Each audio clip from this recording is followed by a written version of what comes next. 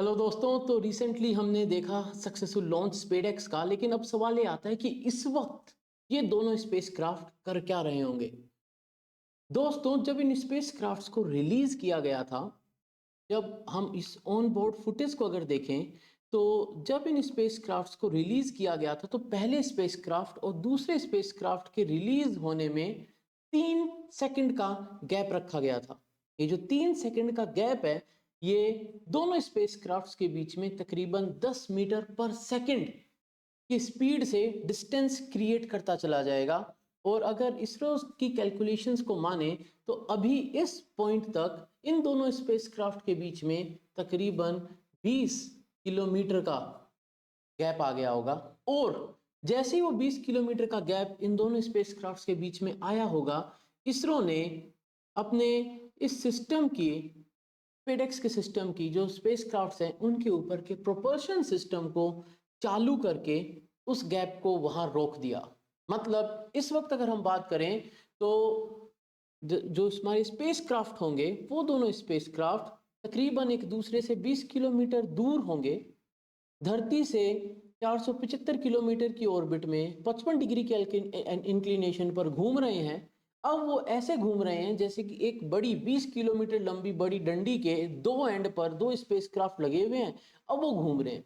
अब सवाल ये आता है कि अगर स्पेसक्राफ्ट का जो 20 किलोमीटर का गैप था जो क्रिएट किया इसरो ने, अगर वो क्रिएट हो चुका है तो हम अभी डॉकिंग क्यों नहीं कर लेते। तो दोस्तों, उसके पीछे भी एक बड़ी ही टिपिकल सी सिचुएशन है। वो यह है कि जिस ऑर्बिट में इन दोनों स्पेसक्राफ्ट्स को छोड़ा गया है, वो ऑर्बिट ऐसा है जिसमें जो सूरज है वो स्पेसक्राफ्ट के चारों ओर घूम जाएगा। ऐसी ऑर्बिट है ये। इसके लिए अब हमें 4 दिन इंतजार करना पड़ेगा और फिर वो फेवरेबल सिचुएशन आएगी जब हम डॉकिंग को अटेम्प्ट कर सकते हैं, क्योंकि उस वक्त दोनों स्पेसक्राफ्ट प्रॉपरली पावर जनरेट कर रहे होंगे सोलर पैनल्स के थ्रू। अब दूसरी बात आती है कि हम अब करेंगे क्या। मतलब अब अगर दोनों स्पेसक्राफ्ट को जो हमने कल रिलीज किया था, स्पेस डॉकिंग एक्सपेरिमेंट के स्पेसक्राफ्ट ए और बी को हमने रिलीज किया, लिफ्ट ऑफ के बाद बहुत ही शानदार लॉन्च हुआ, ठीक है। उन दोनों के बीच में 20 किलोमीटर का गैप भी आ गया, ठीक है। Now what next.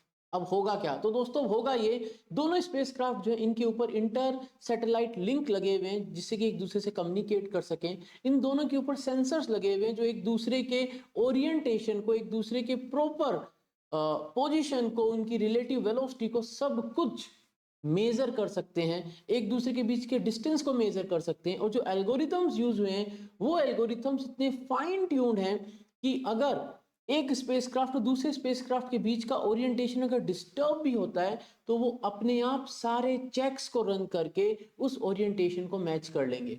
इसके लिए इसरो यूज कर रहा है अलग अलग टाइप के computer algorithms and computer programming, जिसको उन्होंने चेक किया है हार्डवेयर के ऊपर, सॉफ्टवेयर सिमुलेशन के ऊपर, सॉफ्टवेयर एंड हार्डवेयर के कम्युनिकेशन के थ्रू। मतलब जितने भी पॉसिबल तरीके हो सकते हैं जहां पर हम एक कोड को चेक कर सकते हैं कि वो सारे सिनेरियोज को, सारे केसेस को, सारे फेलियर की पॉसिबिलिटी को चेक करें, तो इसरो ने वो करा है। जैसा कि अगर हम बात करें तो चंद्रयान 3 के टाइम पे भी इसरो बहुत कॉन्फिडेंट था कि हम ये सब कर पाएंगे, हम विक्रम को आसानी से इस बार लैंड कर पाएंगे क्योंकि हमने कोई गुंजाइश नहीं छोड़ी है।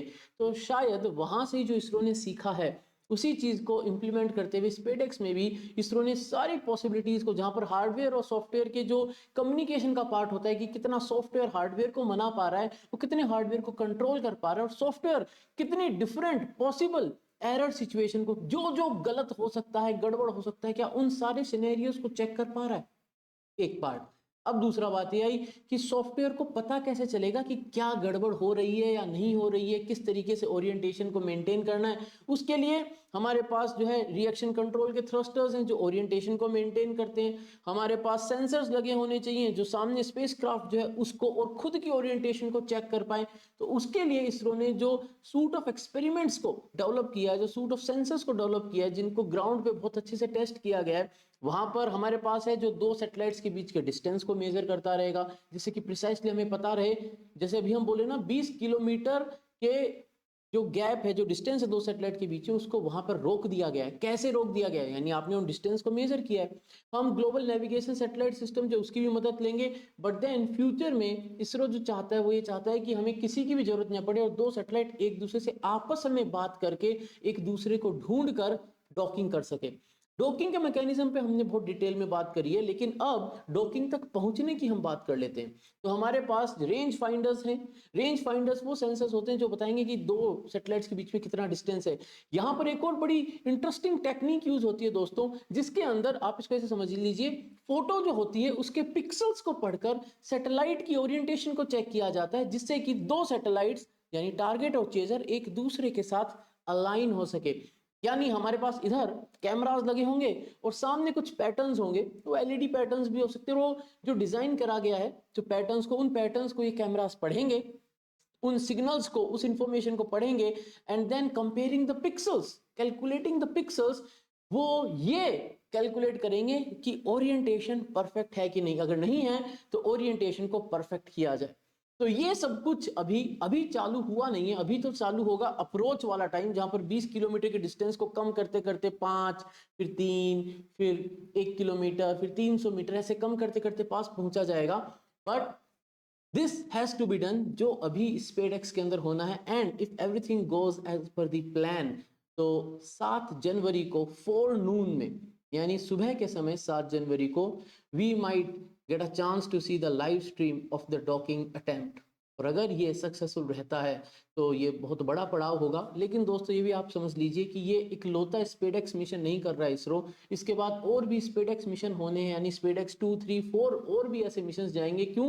क्योंकि हम हमारी कैपेबिलिटीज को बढ़ाएंगे। यहाँ पर ये जो डॉकिंग के मैकेनिज्म वाला जो बनाया है टारगेट और चेजर पे जो लगा हुआ है सिस्टम डॉकिंग का, ये भी छोटा है। हमें इससे बड़े सिस्टम्स को भी चेक करना होगा, क्योंकि बड़े सिस्टम्स की जरूरत इसलिए पड़ेगी क्योंकि जब हम बात करते हैं हमारे गगनयान की, भारतीय अंतरिक्ष स्टेशन की, तो ये जो डॉकिंग मैकेनिज्म, इसको डॉक करने के बाद फिर इसको खुलना भी चाहिए, और फिर इस स्पेसक्राफ्ट से दूसरे स्पेसक्राफ्ट की तरफ मूवमेंट भी पॉसिबल होना चाहिए। जैसे कि क्रू मॉड्यूल से भारतीय अंतरिक्ष स्टेशन के अंदर जब गगन यात्री जाना चाहेंगे, तो वो सब कुछ भी पॉसिबल होना चाहिए। That should also be possible. तो दोस्तों ये था एक छोटा सा अपडेट अबाउट द स्पेडएक्स। अगर पसंद आए तो लाइक शेयर सब्सक्राइब जरूर कर लेना, बेल आइकन जरूर से दबा देना, डिस्क्रिप्शन को जरूर से चेक कर लेना, कमेंट सेक्शन में जरूर से बताना कैसा लगा। एंड हैप्पी न्यू ईयर दोस्तों, जय हिंद।